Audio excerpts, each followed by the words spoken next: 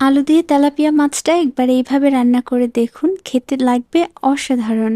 আসসালামু আলাইকুম, আমি সুরভি কুকিং হাউসে আপনাদের আরও একবার স্বাগত জানাই। আমি যেইভাবে আলু দিয়ে তেলাপিয়া মাছটা রান্না করি ঠিক সেইভাবেই আজকে আপনাদের সাথে শেয়ার করব। আশা করছি আপনাদের কাজে আসবে এবং ভালো লাগবে।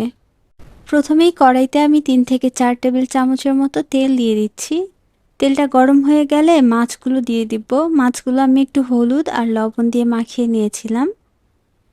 এবার সবগুলো মাছ দেওয়া হয়ে গেলে একটা সাইড যখন কালার চলে আসবে তখন উল্টিয়ে দিচ্ছি। 5 থেকে 6 মিনিট একটা সাইড ভেজে নিয়েছি, তারপর উল্টিয়ে দিলাম। উল্টিয়ে আরেক সাইডও আমি সুন্দর করে ভেজে তারপর উঠিয়ে নেব। দেখুন আমি অনেক সুন্দর করে কালার আনিয়ে মাছগুলো ভেজেছি। আপনারা যদি কম ভাজা পছন্দ করেন মাছটা কম ভেজে নেবেন। মাছগুলো উঠিয়ে নিয়ে সেই তেলের মধ্যে দিয়ে দেব আলু। এখানে 5 থেকে 6টা মিডিয়াম সাইজের আলু আছে। আলুর মধ্যে 1 চা চামচ লবণ এবং আধা চা চামচ হলুদের গুঁড়া দিয়ে নেড়ে চেড়ে এই আলুগুলোকে একটু ভেজে নিতে হবে।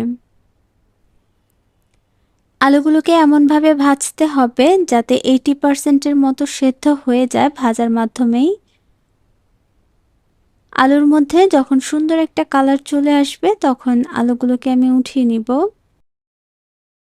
এবার এর মধ্যে দিয়ে দেব 4 থেকে 5টা পেঁয়াজ কুচি। পেঁয়াজ কুচিটা দিয়ে একটু নেড়ে নরম হওয়া পর্যন্ত ভেজে নিব। পেঁয়াজটা যখন নরম হয়ে যাবে এবং কাঁচা গন্ধটা চলে যাবে তখন 1 চা চামচ রসুন বাটা আর আধা চা চামচ থেকে একটু কম আদা বাটা দিয়ে দিলাম। আদা আর রসুনটা এবার পেঁয়াজের সাথে একটু ব্রাউন করে ভেজে নিচ্ছি।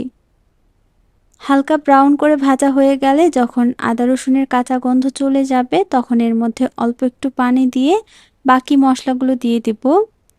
দিয়ে দিচ্ছি আধা চা চামচ হলুদের গুঁড়া, 1 চা চামচ লাল মরিচের গুঁড়া দিয়ে দিলাম, আধা চা চামচ ধনিয়া গুঁড়া আর 1 চা চামচ জিরার গুঁড়া দিয়ে দিলাম। এখন এই মশলাগুলোকে একটু সুন্দর করে কষিয়ে নিতে হবে। আচ্ছা, আপনারা আমার এই রেসিপিটিকে কোন জায়গা থেকে দেখছেন অবশ্যই কমেন্ট করে জানাবেন। আপনার কমেন্ট আমাকে নতুন নতুন রেসিপি বানাতে অনুপ্রেরণা যোগায়। মশলা থেকে যখন তেলটা ছেড়ে দিবে, স্প্রেড হয়ে যাবে, তখন ভাজা আলুগুলো দিয়ে দিব। আলুগুলো দিয়ে 1-2 মিনিটের মতো এই মশলার সাথে একটু কষিয়ে নিচ্ছি। কষিয়ে নেওয়া হয়ে গেলে এবার একটুখানি পানি দিয়ে ঢাকনা দিয়ে ঢেকে অপেক্ষা করছি যতক্ষণ না আলুগুলো সেদ্ধ হয়ে যায়। আলুটা একদম পুরোপুরি সেদ্ধ করে নিতে হবে। এমনিতেও আলু কষিয়ে নিয়েছি এবং ভেজে নিয়েছি, তাই সেদ্ধ হতে সময় বেশি লাগবে না। যখন আলু সেদ্ধ হয়ে যাবে তখন 2টা টমেটো দিয়ে দিলাম। টমেটোগুলো আলুর সাথে আরও 1-2 মিনিটের মতো নেড়েচেড়ে এইভাবে ভেজে নিব। এতে করে টমেটোর যে একটা কাঁচা গন্ধ থাকে সেটা থাকবে না। এবার যতটুকু ঝোল রাখতে চাচ্ছেন সেটা বুঝে পানি ব্যবহার করবেন। যেহেতু আজকের রান্নাটা আমি একটু ঝোল রাখতে চাচ্ছি, তাই পানিটা আলুর একটু উপর পর্যন্ত দিয়েছি। ঢাকনা দিয়ে ঢেকে দিয়েছিলাম। যখন টকবগিয়ে ঝোলটা ফুটতে শুরু করবে তখন ভাজা মাছগুলো দিয়ে দিতে হবে।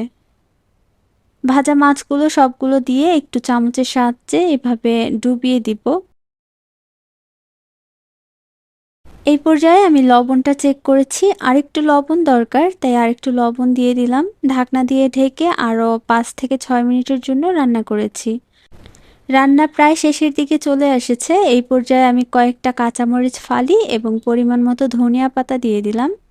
ধনিয়া পাতা আর কাঁচামরিচটা এইভাবে লাস্টে দেওয়ার চেষ্টা করবেন, এতে করে ফ্লেভারটা খুবই ভালো আসে।